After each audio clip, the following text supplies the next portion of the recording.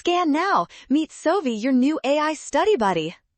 Statistics problems like this one look intimidating, but you can solve them quickly by identifying the study design and selecting the correct interval in 3 steps.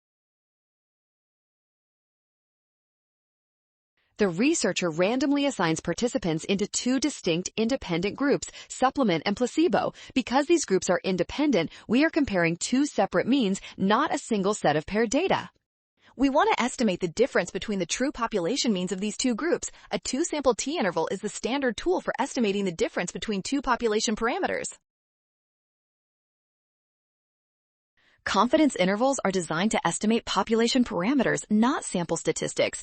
Therefore, we select the interval that targets the difference between the 2 population means to finish this problem. Smart move. Scan the code. You can learn better with Sovi. Avoid sample traps and ignore pairs. Always use population parameters to verify your final answer.